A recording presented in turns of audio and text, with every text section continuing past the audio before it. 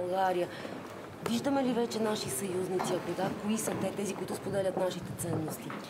Разбира се, виждаме съюзници. Това са 26 държави. Всички членове на Европейския съюз. При това искам да коментирам нещо, което нямам принцип да правя. Не коментирам манипулативни и спекулативни заглавия, като това за СЕТА, но понеже то вече влезе в обращение в предизборната кампания, искам да дам малко яснота. Никога не съм приветствал и няма да приветствам СЕТА. Никога не съм гласувал и няма да гласувам за СЕТА. Напротив, като президент на Република България, който е пазител на българската конституция, както вече неведнъж съм казвал, аз ще сезирам Конституционният съд за СЕТА. Защото СЕТА налага промени в нашата конституция и наистина Конституционният съд ще трябва да се произнесе дали тези промени са законосъобразни. СЕТА от тук нататък е в ръцете на българския парламент, който трябва да я ратифицира. Само няколко пояснения. Не води загубени вече битки. Нека това да е ясно. Първо, въпросът за СЕТА на ниво Европейски съюз вече е решен. Той е решен още с даването на правомощия на българския парламент към българското правителство. То на свое заседание решава да подкрепи СЕТА. Тук се подписва СЕТА. Октомври месец миналата година българският премиер е гласувал за СЕТА в Европейския съвет. Това са фактите и най-важното, СЕТА е гласувана в Европейския парламент. Това, което беше изразено снощи, това е декларация, която не е гласувана. И не е гласувана заради неодобрението на Полша за назначаването на Доналд Туск като председател на Европейския съвет. Така че вие не знаете кой какво е одобрил и документът не е подложен на гласуване. Чухте ме много ясно какво ще правя и как процедирам спрямо СЕТА. Вие не казвате истината. Вие манипулирате фактите и показвате непознание на функциониране, на вземане на решения в Европейския съюз. И спекулативност, разбира се. Що се отнася до СЕТА? Аз бях много ясен и вчера, и днес. От всяка загуба ние трябва да извличаме полза. Много важно е не толкова СЕТА. Много важно е решенията, които се вземат за бъдещето на Европейския съюз в такъв стратегически документ, който нищо, че е от 2 страници. Но това е декларацията за Рим. Какво стана с тази декларация? Има, разбира се, различни виждания. От една страна това са опасенията на по-старите страни членки, че тяхната скорост на развитие се забави. От друга страна са опасенията на по-новите страни членки, че ще бъдат изоставени, че няма да получат достатъчно подкрепа, че могат да останат в периферия. Разбира се, едната и другата страна имат своите основания за тези притеснения.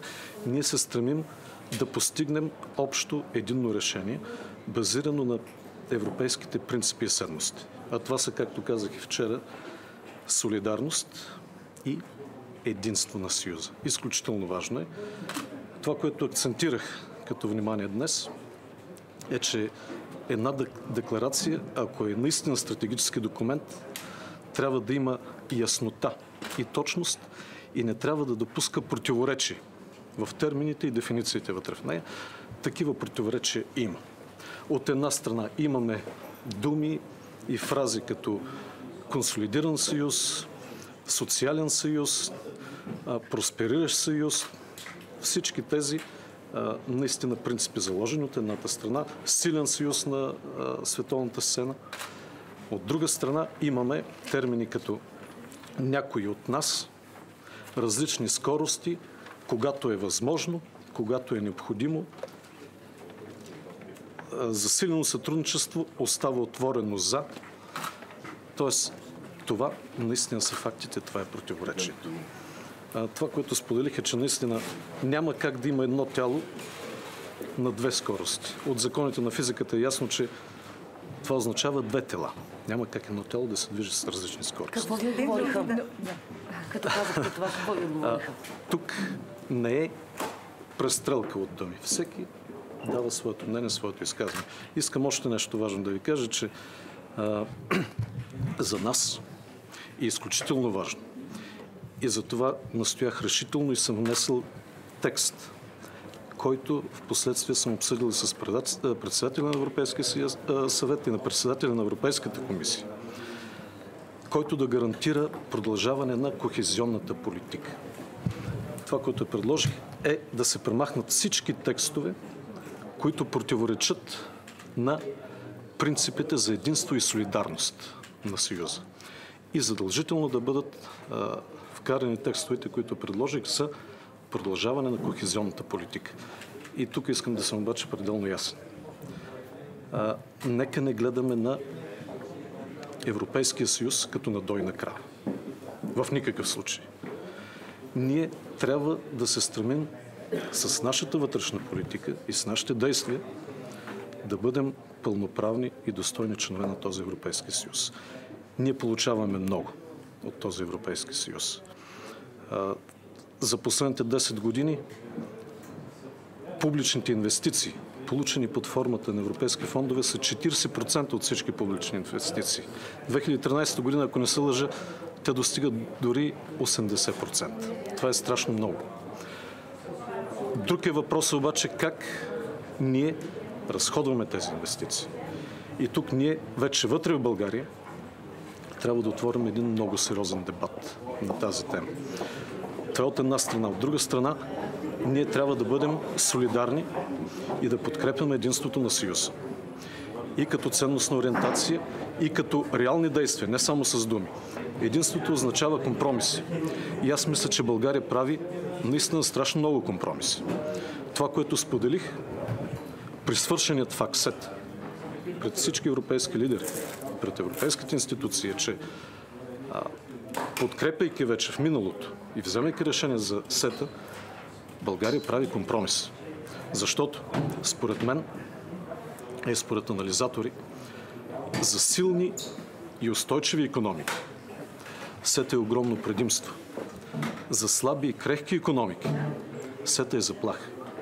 И тук българският народ и българската държава прави своите жертви в името на солидарността и принципите на Европейския съюз.